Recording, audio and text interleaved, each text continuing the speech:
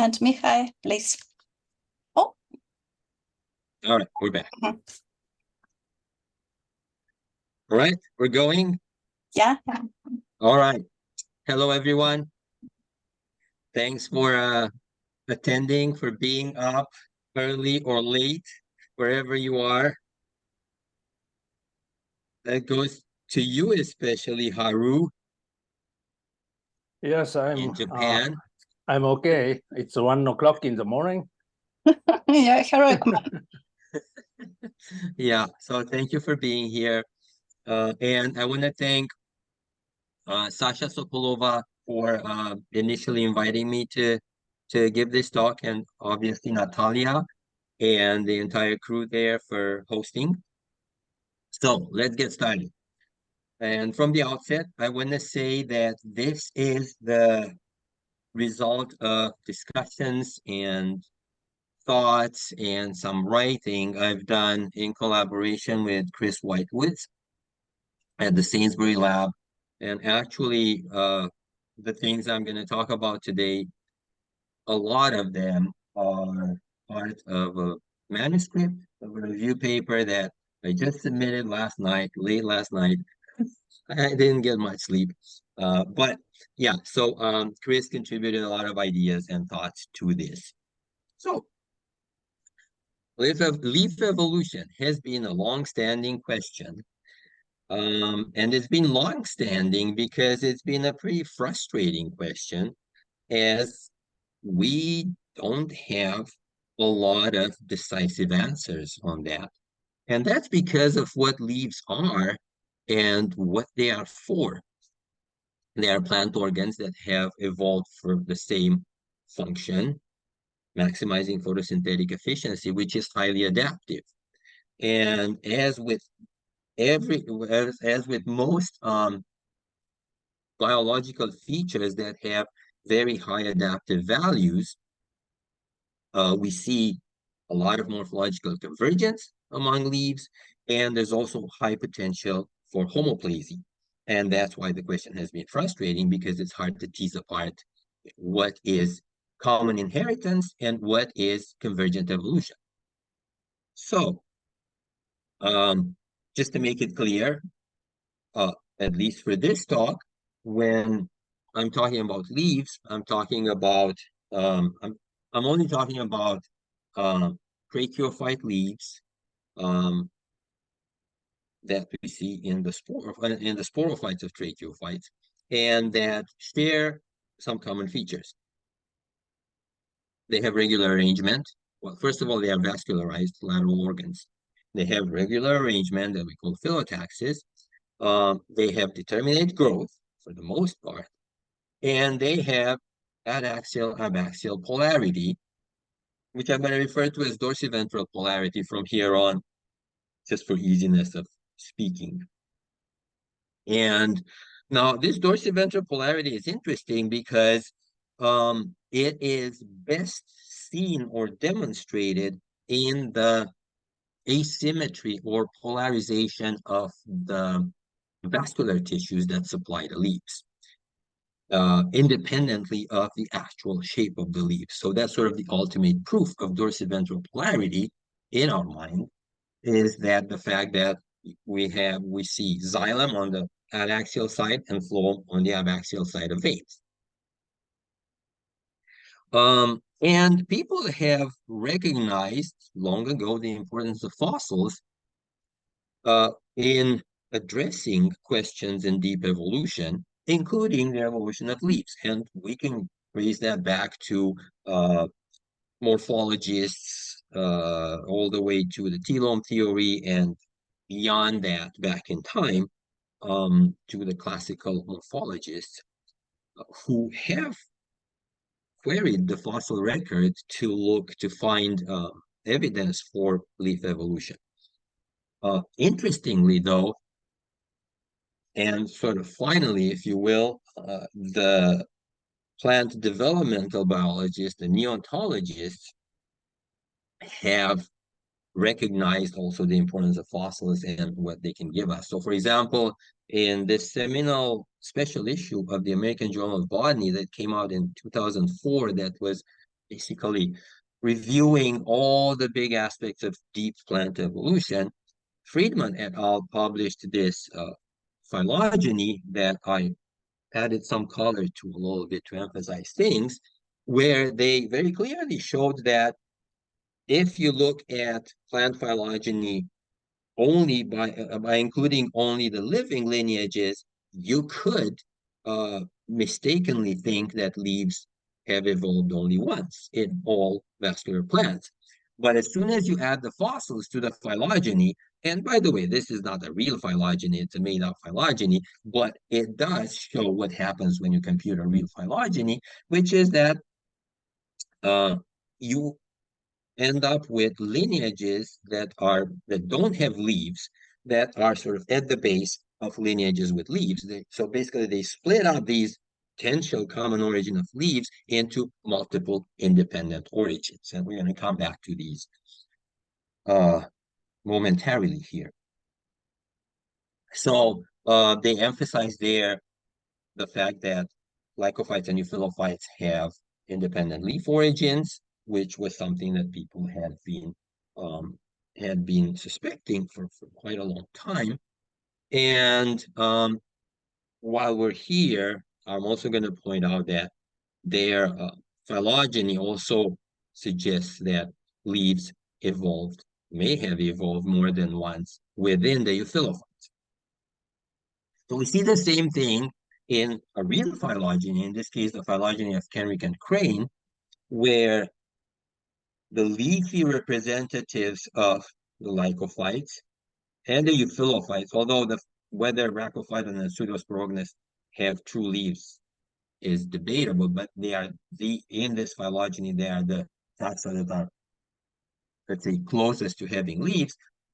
Either way, they are each of these leafy or potentially leafy taxa within each of the lycophytes and euphyllophytes are nested within bigger clades and are nested deeply within bigger clades that have at the base, so to speak, these paraphyletic grades of leafless plants.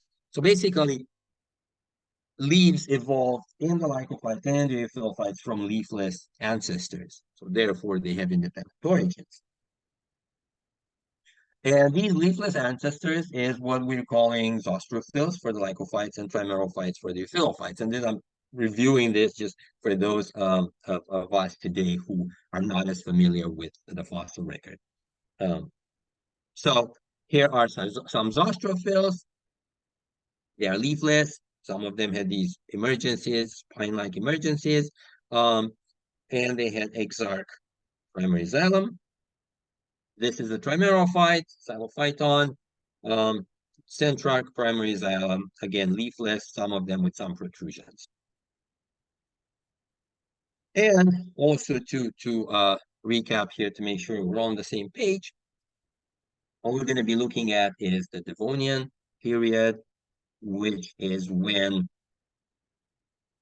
most of the major evolutionary events in plant evolution took place. Some people refer to the Devonian as the Devonian explosion. It wasn't a very fast thing, an actual explosion, but it is the interval within which we see the transition from very simple leafless plants all the way to the seed plants.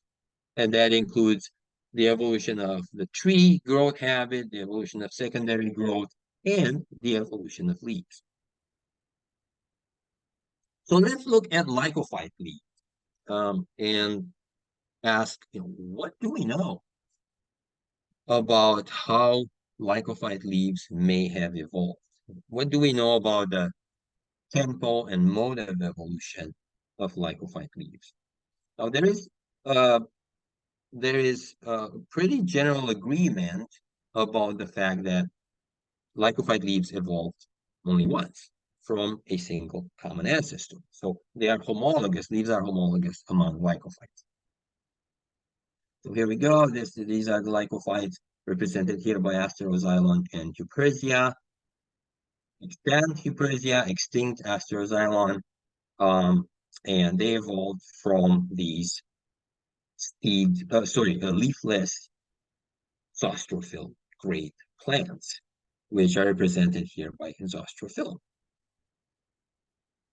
So what we see if we look at the evolution of lycophyte leaves is that they appear very suddenly and very early in the history of the clade. So the oldest leaves, appendages that can be safely recognized as leaves, are at least 410, 411 million years old. They come from around the Locovian-Pragian boundary. And I'm saying that, so we see them in the Drepanophycalian lycopsids, such as Singelia, such as Baraguanathia, Drepanophycus, Astroxylon. And so I'm saying that we see a sudden appearance because here they are at, let's say, 411 million years ago. Well, the oldest lycophytes, i.e. zostrophils, that we know of are around 424 million years old. And the oldest tracheophytes that we know of are 429 million years old. So this is pretty sudden in geologic time, right, in terms of appearance. But so early, they appear early and suddenly. And what I mean by that is that we see a transition from leafless zostrophyll great plants, or actually we don't see a transition. We see a jump from zostrophyll great plants right away to plants that have two leaves, as far as we can tell, at 411 million years ago. And we don't see any transitional forms. That's a problem that hinders our understanding of how these leaves may have evolved. The only potential transitional form would be plants like Bathursia, shown here. But Bathursia only has these emergences that definitely don't qualify as leaves. We don't even know if there's any vascularization associated with them or how it fits within the other types of emergencies that we see in the zostrophils. So we don't have transitional stages to explain how lycophyte leaves may have evolved. But let's look more closely a little bit here. So if we look at the Drepanophycalian lycopsids, we see these lateral appendages here in Singelia, here in Baraguanathia, that are vascularized. You can see vascular bundles here in these tiny little leaves. This is actually a magnified compression of a vascular bundle in the leaf, which would be this whiter area here of Baraguanathia. They have regular arrangement. Here are helices of leaves in Singelia. Here are helices of leaves in Baraguanathia. And they obviously have determinate growth, but we can't check for dorsiventral polarity in these leaves because they are preserved as compressions and we cannot document the anatomy of their veins. And that is a bit of a problem because if you look at living lycopsids, you realize that some have dorsiventrally polarized leaves while others don't. So here's Isoetes. This is a leaf of Isoetes, cross-sectioned, adaxial side here. When you zoom in on the vein, what you see is these two arcs of phloem on the abaxial side, and then there are a few tracheids, one here, one here, one here, one here, and this is actually a hole left by tracheid that has been stretched and torn. There's xylem on the adaxial side, phloem on the abaxial side. Isoetes has dorsiventrally polarized leaves. But if you look at like a podium, here's a leaf, the vein, very tiny. You look at the vein, there's xylem here at the center, and around it are these thin-walled parenchyma-like cells that are the phloem. So this is a vein with radial organization. It's not dorsiventrally polarized. So an important observation here then is that dorsiventral polarity and bilateral symmetry of the leaves are two separate features, because here in Lycopodium, the leaves are clearly bilaterally symmetrical, but fundamentally they are not dorsiventrally polarized, and we can tell that by looking at the anatomy of their veins. And so what that means is that bilateral symmetry is independent from dorsiventral polarity, and the implication here being that initially, at least, they may have been regulated independently in the earliest leaves. Also, in some of the living glycopsids. If we try to, since Isoetes has dorsiventrally polarized leaves, if we try to trace back the history of dorsiventral polarity in Lycopsid leaves, we can go down the Isoetalian lineage until we hit the Lepidodendrid Isoetalians, Lepidodendron Sigillaria, and so on. So if we look at the leaves of Sigillaria, shown here in cross-section, we do see that they are dorsiventrally polarized, just like those of their relative Isoetes. So here we have xylem, these two dark spots in the vein of Sigillaria, and the phloem is underneath here. Whether it's preserved or sometimes it leaves this gap on the abaxial side of the phloem. So they are dorsiventrally polarized. It's like full-on leaves, and unlike the leaves of Lycopodialis. And we can actually trace this dorsiventral polarization of the Lepidodendrid leaf veins all the way down to the early Mississippian. That's what we see here in the leaves of Trabeculis. And I want to thank Brigitte Meyer-Bertot for sharing these pictures with me. So here's a cross-section of a leaf. This is the bottom side, abaxial. This is the adaxial side, a tiny vein. And then when we look at it, we see this brown tissue here. This is the phloem. And this light tissue, this is the xylem. We see the same thing when we look at a longitudinal section through the base of a leaf. Here, this is the leaf. This is the stem. And this is the vascular bundle that supplies the base of the leaf. And when we zoom in on it, we see tracheids on the top of the bundle. And then we see these cells with brown content, like these, which are the phloem. So, dorsiventrally polarized leaves all the way to the Mississippian, down into the Mississippian. But beyond that, we kind of lose track of the lepidodendrids, and we have no anatomical evidence for dorsiventral leaf polarization.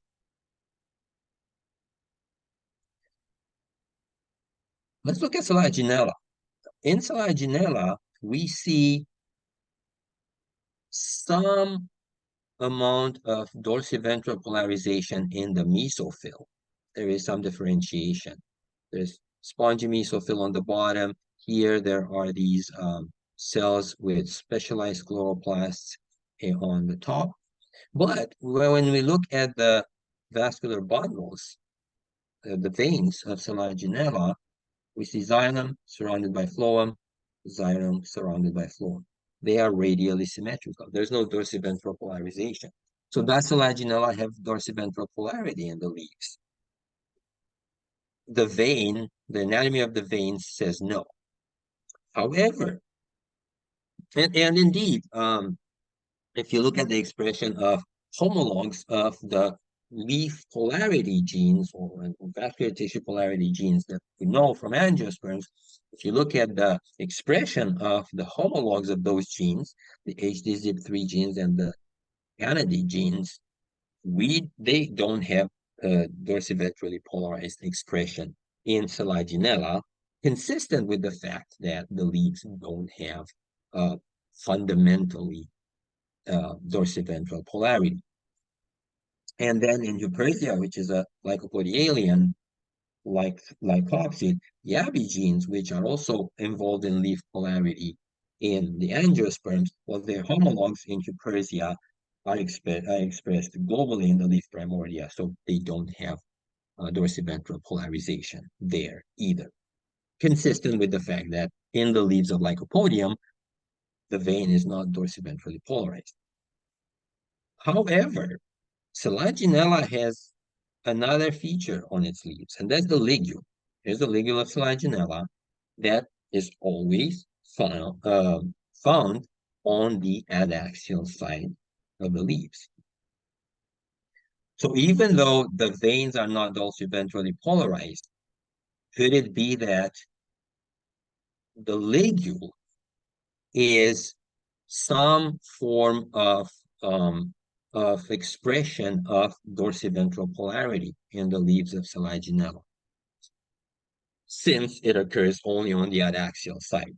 Kind of analogous to if we looked at a seed plant, we would always see an axillary meristem on the adaxial side, at the base, at the adaxial base of all the leaves. That's a marker of that's associated with the dorsiventral polarization of the seed plant leaves. So it could be that even though the veins are not dorsiventrally polarized, the presence of a ligule tells us that that the leaves of Selaginella and Selaginellalium lycopsids in general may have some form of dorsiventral polarization. And indeed, when you look at HD-ZIP3 genes, or the homologs of HD-ZIP3 genes, which are markers or adaxial identity determinants in the seed plant leaves, in Selaginella, they are expressed throughout the vascular tissues, but they're also expressed in the ligule, which is an adaxial feature of the leaf. So it could be that the ligule represents a form of dorsiventral polarity in the leaves of Selaginella. Well, if so, it may do the same in Isoetes. So here's a leaf of part of a leaf of Isoetes. This is the adaxial side, and this is the base of the ligule that goes like this. It's also the ligules in Isoetes. Ligules are found consistently only on the adaxial side and on all the leaves. So maybe if they mark dorsiventral polarity in the leaves, then Isoetes also has dorsiventrally polarized leaves in that respect. Okay, well, so then can we trace ligules back into the fossil record as a form of dorsiventral polarization of the leaves? Or as evidence for that? And the deepest that we can trace ligules that can be actually seen is in the ligules of Leclercia, a Middle Devonian lycopsid, Protolepidodendralian lycopsid. Here's a nice reconstruction of Leclercia by Jeff Benka et al. This is what the leaves of Leclercia look like. They are some of the few lycopsid leaves that are actually dissected. And if you look at the base of the leaves of Leclercia, here, if you zoom in, there is a tiny little ligule. It was demonstrated by Grierson and Bonanno.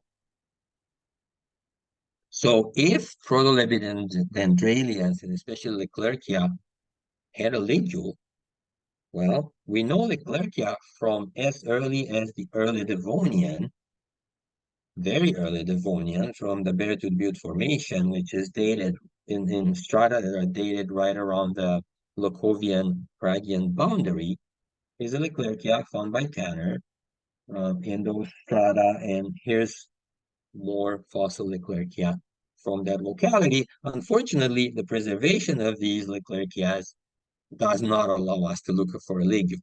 So whether they had a ligule or not is not sure. But to summarize what we looked at in terms of lycopsid leaf evolution, and looking at our set of characters, that our leaf defining characters, well, here's how they are distributed. And we can see that they are all vascularized, they all have regular taxes, they have helical taxes, they are all bilaterally symmetrical, which is separate from dorsiventral polarization, whether as seen in the polarity of the veins conducting tissue, or in the presence or absence of a ligule. So I think the most important take-home point here is that not all lycopsid lineages evolve their leaves all the way to the stage of dorsiventral polarization. And importantly, bilateral symmetry and dorsiventral polarity seem to be uncoupled developmentally, well, anatomically, developmentally, and therefore in terms of regulation. So that may be something that we may want to look into when we try to understand leaf evolution and the lycopsids to try to tease apart the regulators of dorsiventral polarity and bilateral symmetry. But to summarize, oh, and going back to how may lycopsid leaves have evolved, well, there's been several hypotheses put forth that were summarized, for example, by Kenrick and Crane here. To date, there's no unequivocal evidence in support of any of these hypotheses. However, most of the evidence points toward evolution of leaves by sterilization of sporangia, and that has been proposed by Vasco et al. In 2016, looking at the phylogeny and Mihai, evolution please, of into microphone. looking at the phylogeny and evolution of Thank you. H2ZIP3 genes. And more recently, Turner et al. Took a closer look at Asteroxylon, one of those drepanophylacalian lycopsids, and demonstrated that the sporangia are found in the same phylotactic helices as the leaves of Asteroxylon, and so they are where they replace the leaves, so they may be in some way homologous to each other, which points toward evolution of leaves by sterilization of sporangia, although it's not bulletproof evidence for that. But for now, that's the best we can do in trying to understand lycopsid leaf evolution. So to summarize what we looked at up until now, we have leaves in the lycophytes as early as 411 million years ago.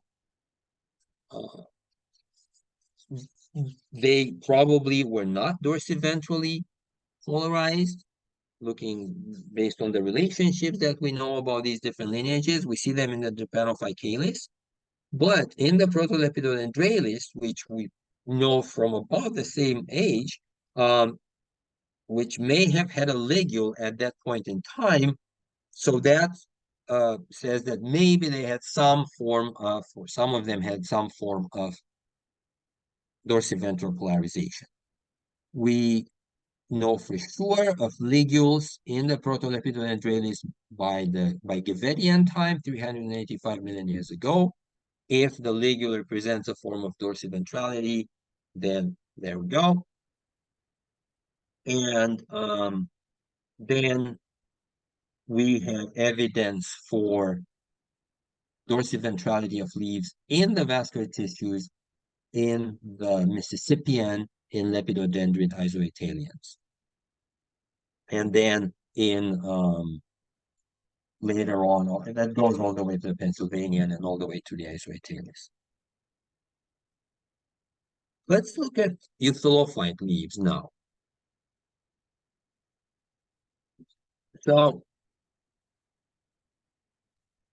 for one thing, again, like in the lycophytes, euthelophyte leaves or leafy euthelophytes evolved from leafless ancestors, the trimerophytes. So, in the euthelophytes, we see evolution from morphologies that look like this in trimerophyte grade or slightly older euthelophytes, like this Relimia, this Stylophyton. So these were the precursors or the ancestors from which all of the groups with all of these different types of leaves evolved. So in between, we have things like these. If we look at the earliest seed plants and some of the earliest ferns, we can see what early leaves look like in some of the euphyllophytes. And so looking at these kinds of fossils and their leaves, Sanders et al. Demonstrated independent leaf origins in the ferns and the seed plants. Basically demonstrating, and that's summarized here in their paper, demonstrating that whereas ferns evolved dorsiventral polarity in the leaves before determinate growth, these are two leaf-defined characters, the earliest seed plants had determinate growth, but they didn't have complete dorsiventral polarity in the leaves. So this different sequence of evolution of characters in seed plants versus ferns supports independent origins of leaves in the two groups, and also indicates that dorsiventral polarity and determinate growth were regulated independently in those groups at least. Okay, so ferns and seed plants, that these early ferns and seed plants that we're talking about are still we're talking about late Devonian and Carboniferous plants. So if we want to understand leaf evolution, we have to go back down, lower in time to look at earlier euphyllophytes. Now, if you look at early euphyllophytes, if you go down into the middle Devonian and early Devonian, the early euphyllophytes had sporophytes that basically were collections of branching sticks, like this or like this. And it's not until the later middle Devonian and definitely the late Devonian that we see more foliage-like things among the euphyllophytes. So if you were to be dropped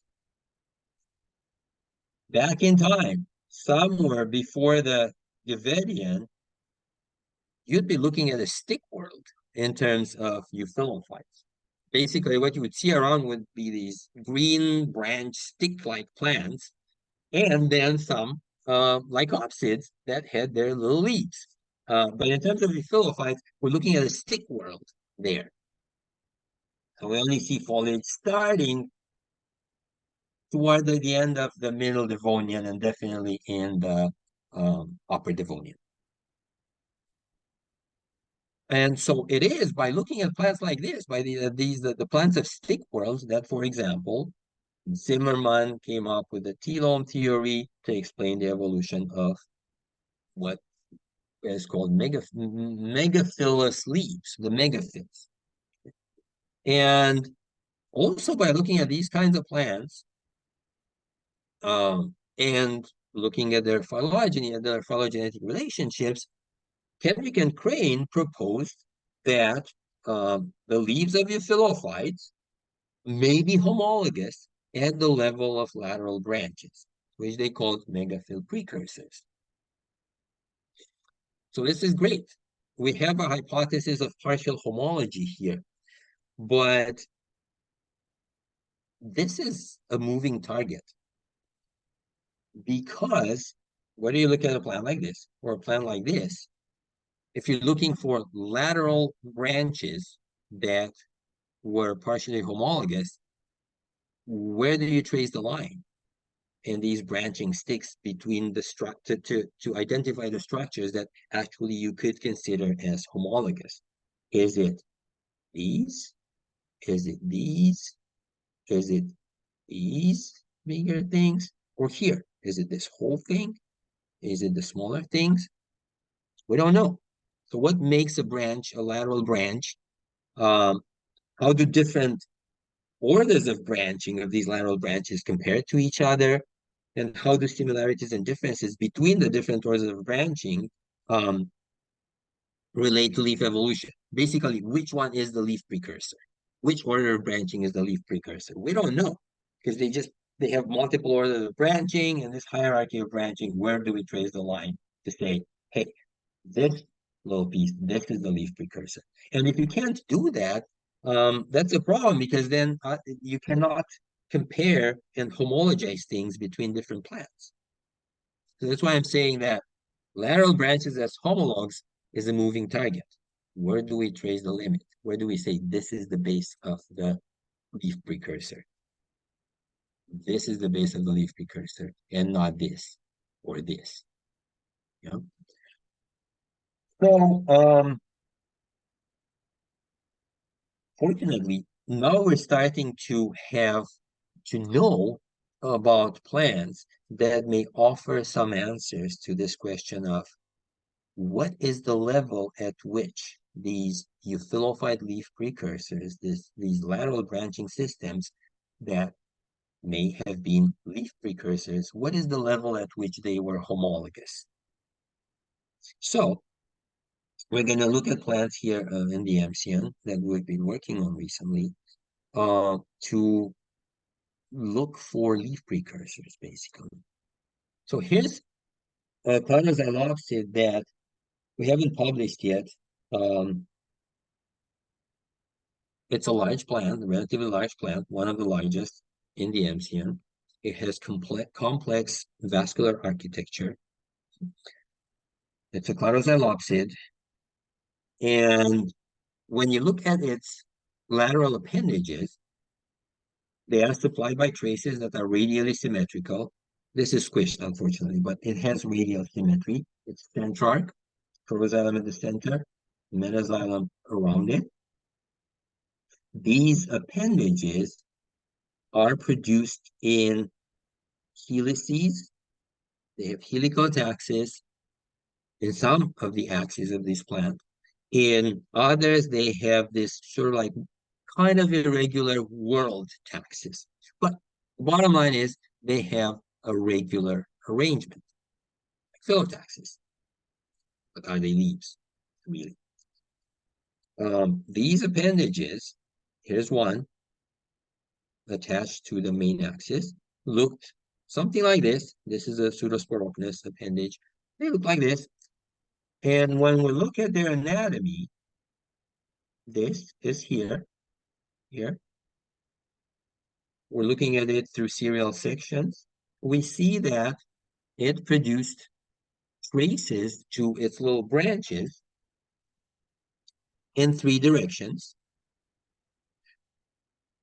One direction was abaxial, and this here seems to be the last one, the last little branch to diverge.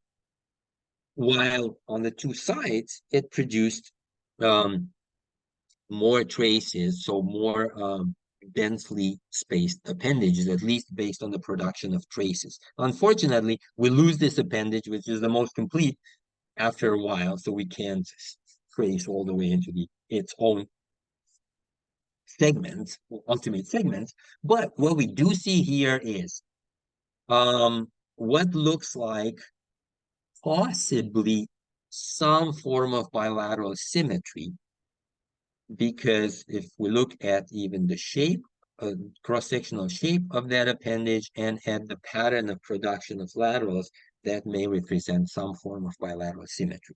But at least these appendages, we know for sure that they have regular arrangement. Yeah, they have helical or whorled arrangement.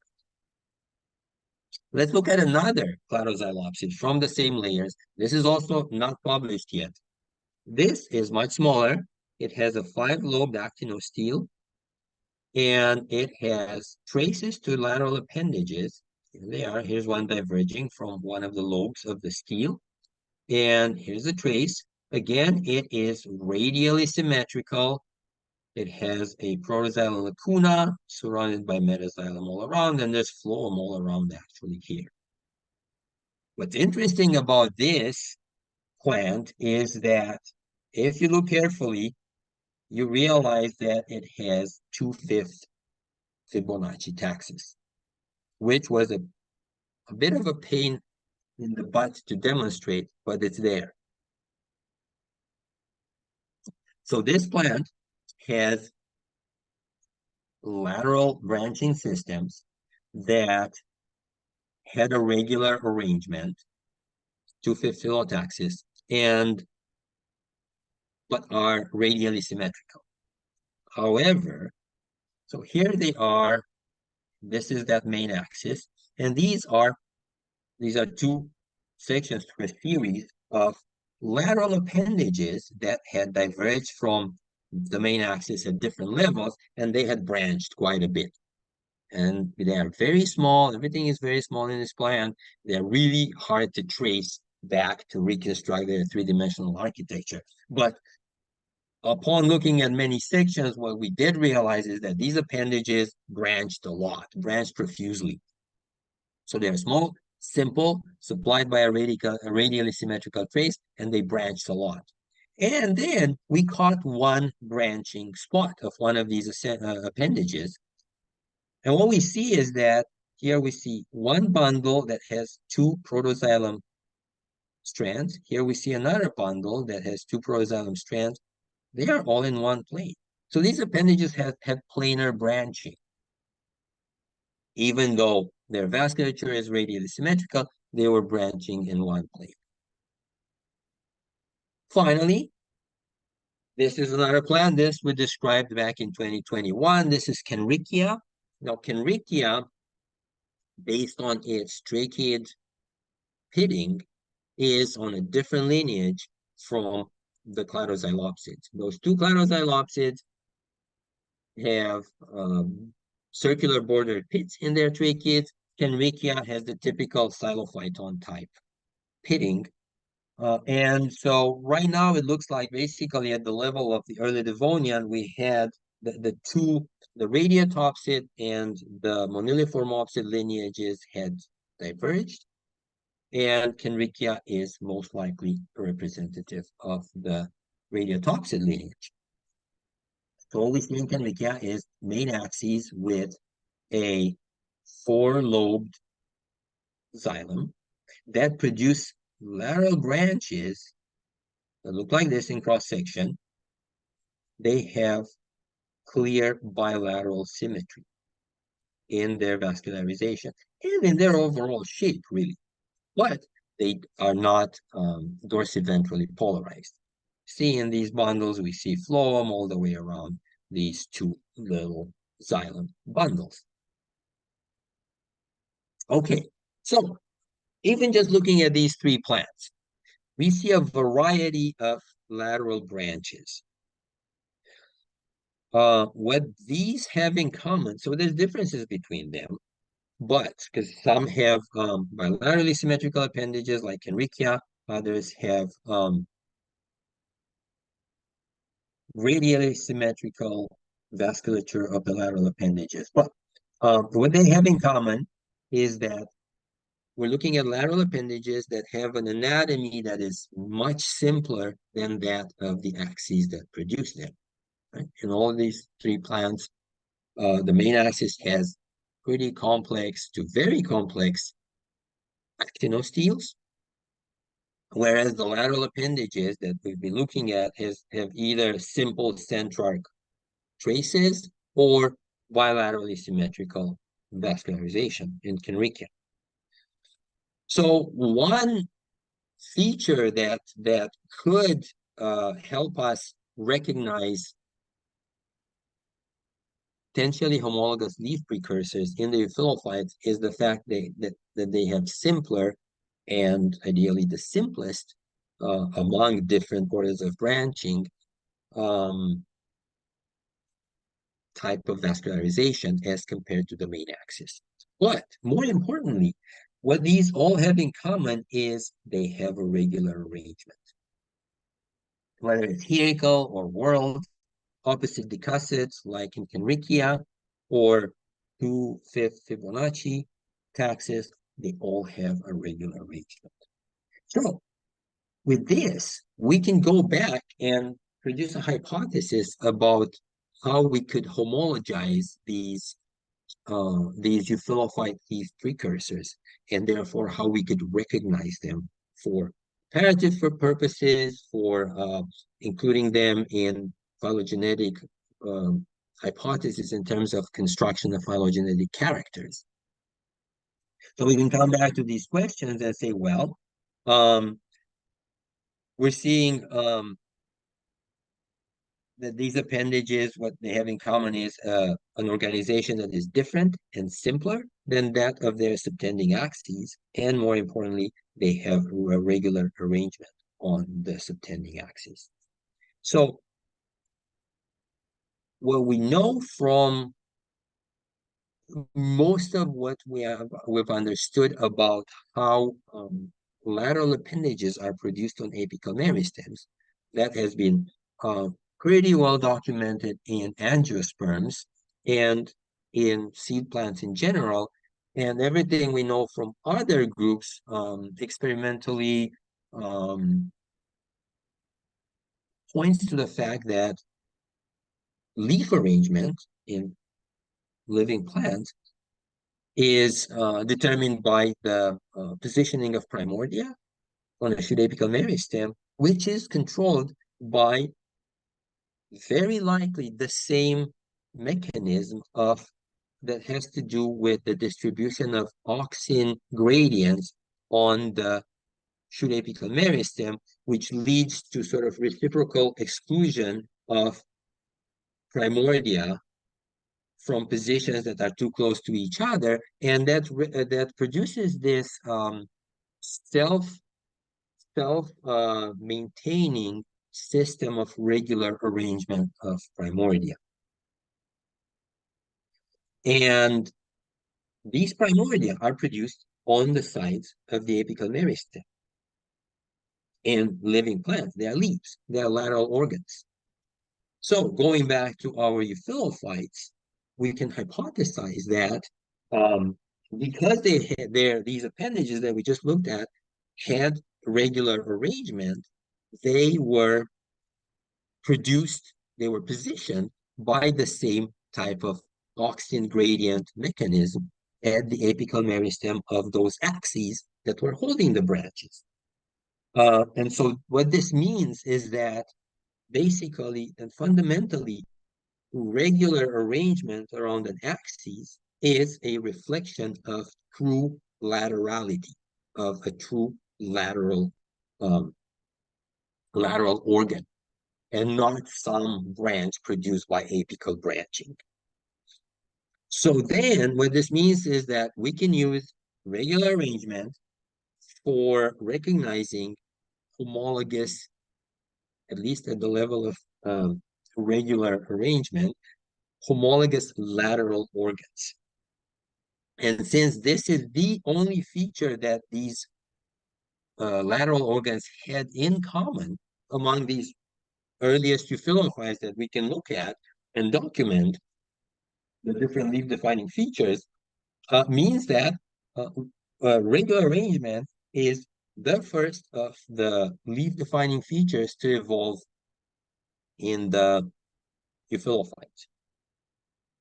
And so because we see regular arrangement with or without bilateral symmetry and without dorsiventral polarity in these three plants that we just looked at, clearly these leaf-defining features evolve independently again in the euphylophytes.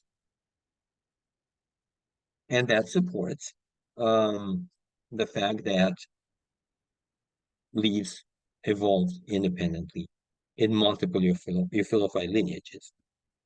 What these plants also that we just looked at show us is that already in the early Devonian, different lineages were on different pathways to evolve in leaves. So we talked about the two cladoxylopsids and Kenrickia presenting these two major lineages that were basically producing their leaf precursors with different combinations of leaf-defining features, plus or minus bilateral symmetry, but all of them with regular arrangement. So now I think we have a better handle on how we can start looking at the evolution of leaves and leaf precursors in the euphylophytes with these ideas. And this is it. These are my acknowledgements, and I'll take questions. Thank you, Mihai. for such a brilliant combination of paleobotany and botany of modern plants. And anybody who wants to pose a question, raise your hand. Oh, and switch on your phone. I see in the, no, In the, sorry. oh no. No, it was just a, Well, it's Haru. hi, Haru. Thank you. Thank you, Mihai. I'm very excited now. And do you, are you planning to make some anatomical comparison of the meristems between lycophytes and the euphyllophytes? Actually, that has been done in quite some detail by Marina Romanova's team. I think I've seen Marina here. Yes. We published recently a big review paper where they took a close look at a lot of anatomical and developmental and genetic factors in leaf development. So yeah, that's been done. And it does show differences for sure. Yeah. Okay. Yeah, as we would expect, because there's no doubt nowadays that lycophyte and euphyllophyte leaves evolved independently. Because I'm telling this because I'm going to visit Edinburgh from the 15th to get some Rhino chat material that I'm going to study for 3 years from now using new anatomical observation techniques that I introduced to Kelly Matsunaga when she visited my laboratory. So I have no idea yet what's coming on, but it will be very exciting that the learning chat can provide us the more details of meristems and also the composition of leaf arrangement or anatomical things on Asteroxylon. Yes, I agree, and that would be great. So when we were writing this paper with Chris Whitewood, I took a look at what had been published and what had been imaged on Asteroxylon shoot apical meristems, and the quality of the images is not good enough to tell anything. Also, the people who published on that were not looking at the kinds of detail and were not asking the kinds of questions that we would be asking now. So it is very possible that there is material there in the Rhynie Church, especially Asteroxylon, and who knows what else, where there are well-preserved shoot apical meristem, where we can actually see what we ended up calling with Chris Whitewood in this paper, the cellular processes, basically cellular patterns of leaf primordium development. And if you do that, and if you look at that, Marina's review paper is a great reference to see what kinds of features lycophyte shoot apical meristem would have in common, and what kinds of features would differentiate them in terms of leaf primordium development from the euphyllophytes, and to look for in those Asteroxylon apical meristems. Yeah, thank you. In terms of my future research, I'm very excited with your talk. Thank you. Well, thank you, and hopefully our manuscript is gonna go fast to review, and hopefully it's gonna be accepted. And then we'll have everything I said here and then some in the paper. Yeah, it will be a great fun for me also. Thank you. Thank you. More questions? Yeah, yes. I see Marina. Hello, Mihai. Hi, Mihai. Thank you very much for such an inspiring talk. And I have a little, very detailed question. If we take an upward down look at the pteridophyte leaves, there are many differences between the horsetail leaves and the leptosporangiate fern leaves.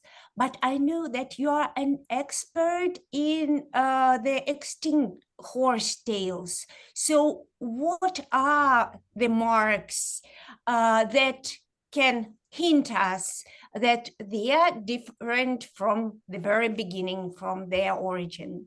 Thank you very much. Yes. So there's two main things I have to say here. One is that in writing this review paper, the equisetophytes were the lineage I definitely overlooked in terms of looking carefully at what we have in terms of fossil record for that could tell us something about leaf development and leaf anatomy and so on in the Carboniferous equisitopsids like Calamitalis and Sphenophyllalis and Calamitalis, Sphenophyllalis, and yeah, I guess Equisitalis.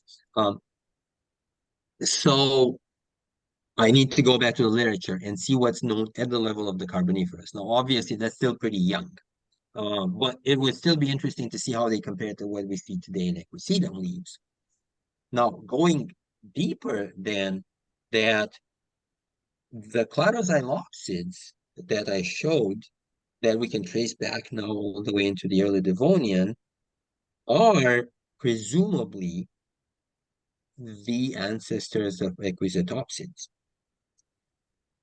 The phylogenetic evidence is not very strong because in fossil and in Devonian phylogenetics, we have this big rift basically between early Devonian. There's two big rifts.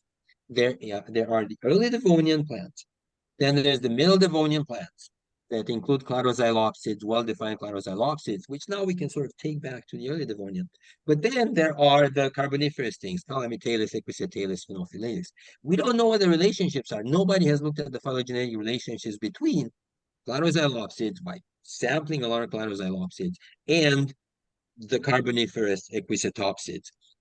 So there's this hypothesis that cladozylopsids gave rise to the equisitopsids, but the evidence is not very strong.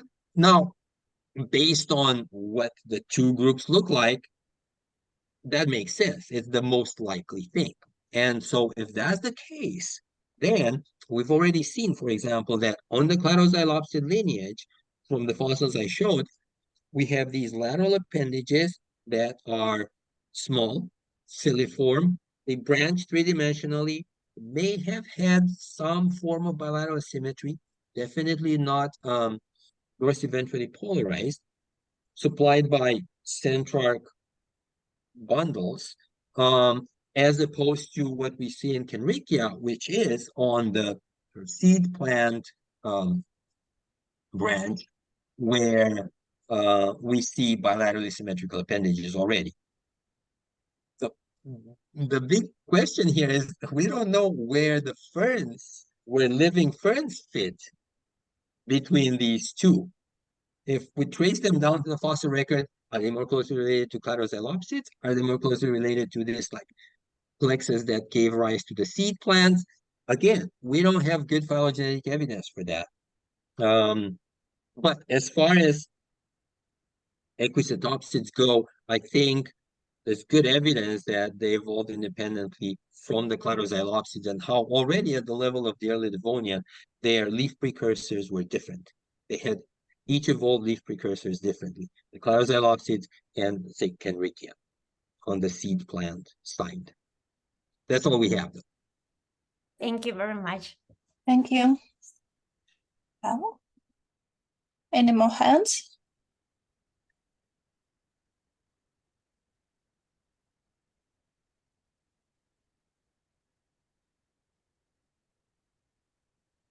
Mihai, I'm curious if it's possible to use a tomography for anatomical studies of fossil plants. Yes, CT scanning, people have used it. but it depends on the plants. It depends on the preservation a lot. It's on a case-by-case basis. I know that Steve Manchester has used CT scanning on even on compression fossils that are not, they were not 100% compressed. There's a tiny bit of three-dimensionality there. And they were able, no, those were much younger fossils, Cretaceous and Tertiary fossils, but they were able to see features, well, in the fossils that otherwise you wouldn't be aware of. Plus, they were able to see them through the rock, so to speak. So he's a good resource for that. And then again, you have people like Selena Smith and Kelly Matsunaga who have used a lot of CT scanning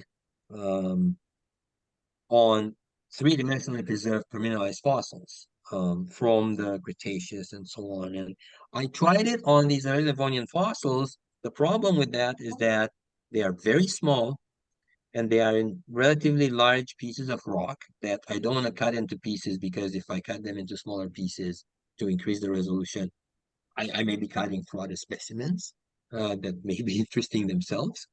But even at with smaller pieces of rock, the thing is, some of these fossils are so small, or at least the anatomical features of interest inside them are so small that they only exist because of those really fine cell walls that we see in anatomically preserved fossils. And the cell walls are so thin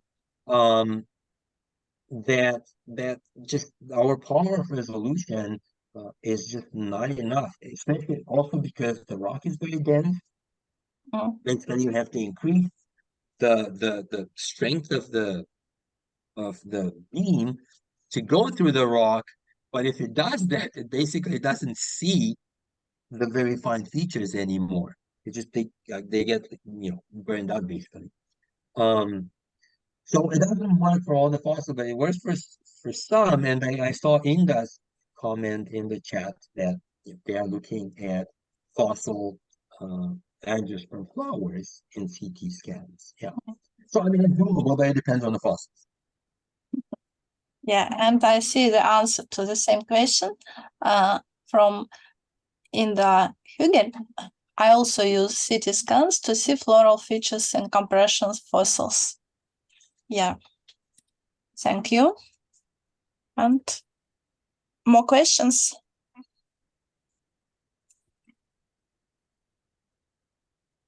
Well, it seems that no more questions, but thank you so much, Mihai. Thank you for inviting me. Well, you're always welcome, and your talk is just what we was thinking about our workshop, to combine paleobotany and a bit of botany of modern plants, and to find something new by analyzing all this. Well, and one more thanks in the chat for your great talk. Thank you. And thank you everybody for coming in such an early or such a late hour, dependent on the person. Thank you very much. Thank you all for Thank coming. you very much. Yeah, thank you very much. Very Your useful. talk makes me Thank awake. you. Experience. Thank you, Mihai. Well, see Bye. you all, and